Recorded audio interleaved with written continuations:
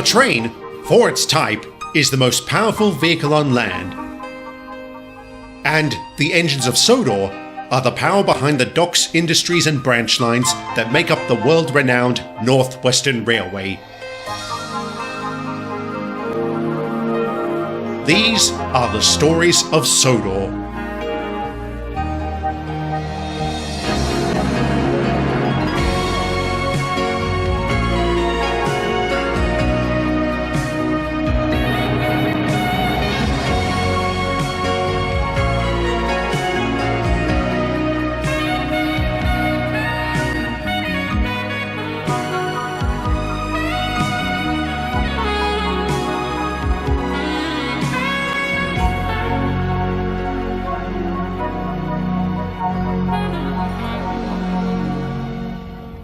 It's an undeniable fact that the key to a successful economy is a strong industry.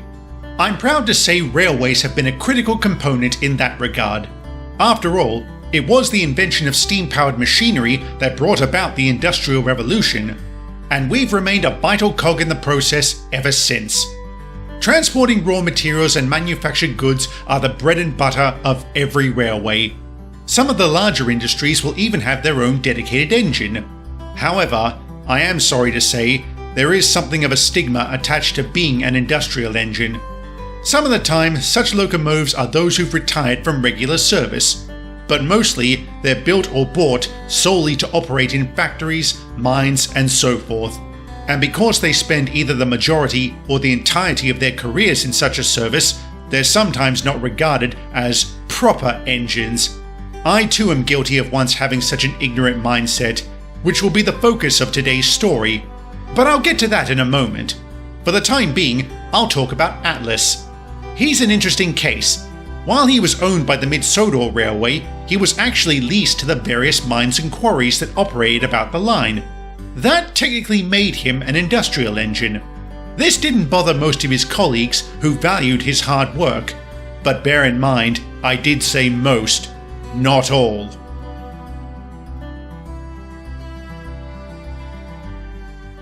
Oh, come along, Atlas. Pick up the pace. Settle down, Andreas. We're working as fast as we can. Really? If this is top speed, I would hate to see what a slow burn looks like. And I would hate to see what you look like when you're not being obnoxious. Oh wait! No, I wouldn't. Maybe you should try it for once. Maybe you should stop wasting time and get back to work. Try masquerading as a proper engine for a change. Twit, ruffian. Unbelievable. First, Atlas's incompetence holds me up. Then I nearly burst my safety valve trying to make up for lost time, and now the wretched points have jammed, keeping you here, Edward. It's very annoying, no question about it. But what's this about Atlas's incompetence? He lost control of some slate trucks and they spilled all over the line. Were he a proper engine like me, that would never have happened. A proper engine? Do proper engines roll down hillsides with a fully loaded passenger train? That was not my fault. That was sabotage. Then don't assume what happened with Atlas was his fault either. Why are you defending him, Duke? It's not like he ever helps out when there is actual work to do. All he ever does is deliver slate and coal. He is not a multifaceted locomotive like the rest of us. Bust my buffers, Andreas. You sound just like me back when I worked on the Furness Railway. I don't believe that. It's true, Duke. I once had a very negative opinion about industrial engines. What made you change your mind? Well, it's quite the story. Would you like to hear it? Do we have a choice? Since I'm stuck here, no, not really. And this was the story I told. Before I go any further, it's important I correct a mistake I made on a previous occasion. When I last talked about my life on the Furness Railway, I made a slip of the tongue when I said most of the engines who worked on the line were non-faceless, when I meant to say faceless. To clarify, Albert, Winston and I were the only such engines. There was technically a fourth, but the reason I didn't mention him was because he was a privately owned industrial engine. His name was Samson, and he worked for the High Harrington Steelworks, located on the western side of the line. I had never been out that way prior to 1896, as it was not part of my designated route. That changed when the engine that usually ran the service broke down, and I was called in as a last-minute replacement. I was just pulling out of the nearby town of Sycamore when I first met Samson, and it was quite the encounter.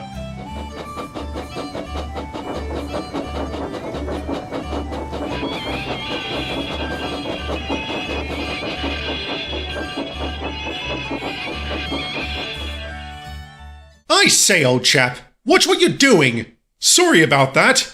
The engine that usually works here is always gone by now.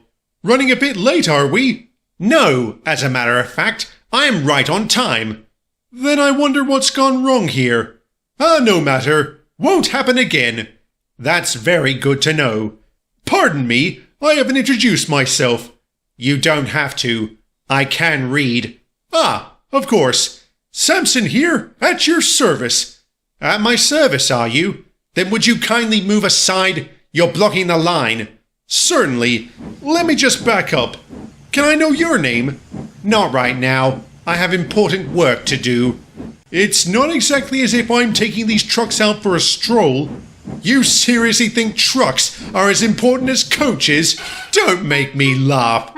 You'd better not let them hear you say that. Too late. I don't have time to debate this.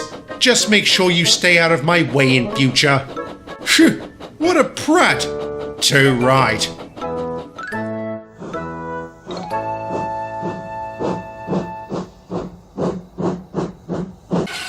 All right there, Edward? No, Albert, I am in a very bad mood. Problems with your new run? Just one. As I was leaving Sycamore, I almost crashed into this very incompetent engine. What engine? The only other one I know out that way is Samson. That's him. That doesn't sound right. He's always been reliable and takes great pride in his work. Which is where exactly? I've never seen him before. The High Harrington Steelworks. Oh, an industrial engine. That accounts for his carelessness. He's probably the type to get lost easily too. Someone needs to teach him how to be a proper engine, and when to show respect to those who deserve it. I never took you for a snob, Edward. Is it snobbish being the right sort of engine to pull the right sort of train? No, Edward, it is not. Oh, good evening, Mr. Pettigrew. Good evening, engines. I wanted to come by and say well done to you, Edward, on a fine performance today. Thank you, sir. Glad to be of service. Good, because you'll be continuing to run that service until number 19 has been repaired. Albert and Winston, you'll be joining him. Doing what, sir? The steelworks has been contracted by the Sodor and Mainland Railway to produce rails for a new phase in their expansion, and we have been contracted to deliver the material. Albert, you will organize the trains as they are marshalled in Sycamore Yard, and Winston, you will take them on to Barrow. Yes, sir. Sir, will that Samson chap be involved at all? Of course. I heard about your run-in today. I've informed the steelworks and they are going to speak to him. But that doesn't mean you have the right to torment him. Do I make myself clear? Yes, sir. As instructed, I kept my mouth shut around Samson.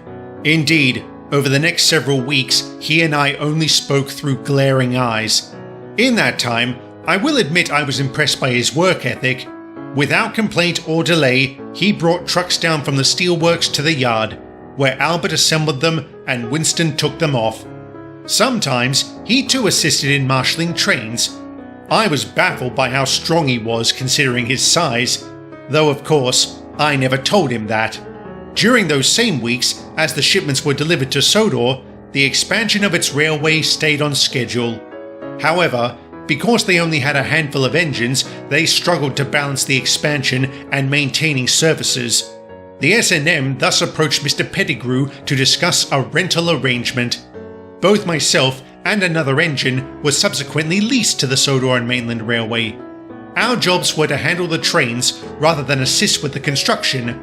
I truly enjoyed my time on Sodor, where I got to see a narrow gauge railway for the first time. So you're the famous Skarloey. It's such a pleasure to meet you. You've heard about me? Of course. Braving floodwaters to save stranded workmen is not the sort of thing one can keep quiet. Well done, old chap. Thank you very much. There was nothing special about it. I was just doing my job. Such humility. And to think I was actually apprehensive about meeting you. Why? When I heard your line mostly dealt with ballast trains, I thought you were little more than an industrial railway. But now I see you're anything but. Would it offend you if we were? That doesn't matter.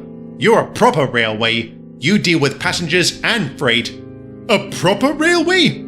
So my actions up at the mine would be less impressive to you if I had never handled a passenger train? Well, you see, excuse me, but I have to go. A proper engine like you has far more important things to do, I'm sure. Bother. You actually said that. No wonder they kicked you back here. Have some sympathy, Albert. I already feel like a fool. Well, if you need something to take your mind off that, I've got a job for you. You do? What sort of job? I need you to run up to the steelworks and pick up some trucks. What's wrong with Samson? He's been held up making a delivery elsewhere. Did he actually get lost? No matter. I'll do it. Wait, really? You sound surprised. I didn't expect you to agree so easily. I mean, you've never handled a goods train before. A train is a train, Albert. There's no difference between them. There's a world of difference between them, Edward. You don't handle a goods train properly, they'll handle you. Very droll, old boy. Watch me handle this one, and you'll see how easy it is.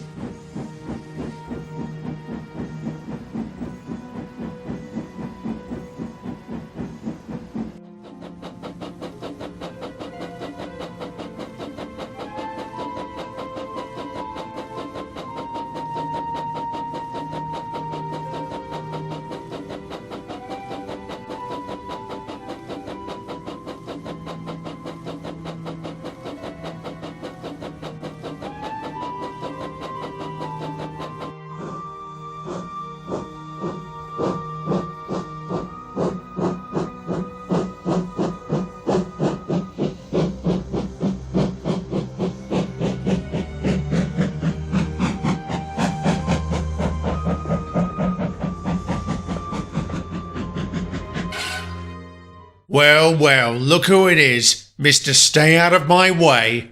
I'm sorry, do I know you? Oh wait, I just realised I don't care. I was told to pick up a train. It's over there. That's it? Blimey, it's a big one. What's the matter? Can't handle it? Of course I can. Just you watch. Where can I find a turntable? Around the bend. But listen, I'm told you've never pulled a goods train before, so let me give you some pointers. Pointers? From you? I think not. You're just a truck. You're the ones who get pulled by engines, not the other way around. All right, fine. But if something happens, don't come crying to me. Nothing is going to happen. It should go without saying something would happen. As indicated, I had never pulled a goods train prior to this occasion. It was very heavy, and I struggled to make a start. But soon, I was rolling along and approaching High Harrington Station. Unfortunately, my ignorance regarding proper goods train safety meant I was unaware of the requirement to stop at the top of the hill to give the guard time to pin down the brakes. I just kept going, and, sure enough, the weight of the train began to press against me, and I was powerless to stop it.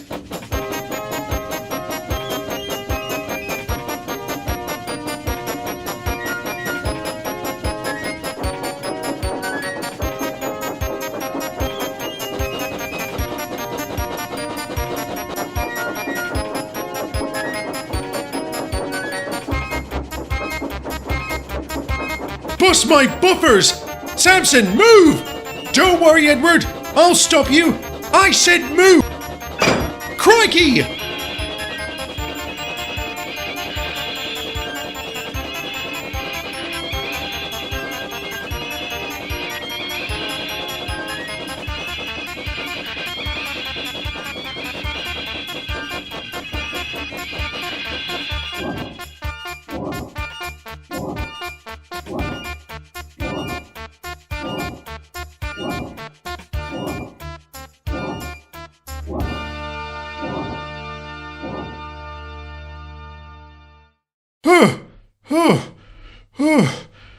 sizzling fireboxes. Are you all right, Edward? Yes. I'm fine. My word. Thank you, Samson. Thank you so very much. No worries. Like I said, at your service. Word of my little runaway got back to Mr. Pettigrew, and he rightly gave me a tongue lashing. Even though I only handled a small number of goods trains after that, I made sure to be extra careful. Samson and I also became friends. Over time, this friendship eroded my preconceptions on industrial engines, and when I next returned to Sodor, I made sure to apologize to Skarloey, and he thankfully forgave me. Well, thank you for sharing that, Edward. Yes, a very quaint story, though I fail to see the point of it. The point is, don't write off an engine just because you're too narrow-minded to see their qualities. He's right, Andreas. I used to think Stewart and Falcon were impertinent scallywags. They are. Yes, but I used to think they were just that. Nothing more. But I've since seen how hard they work. And do you know why that is, Duke? It's because they are proper engines. Huh. What a waste of a good story. I would hardly call it good. I will say it is far less of a ramble than the last one you told me.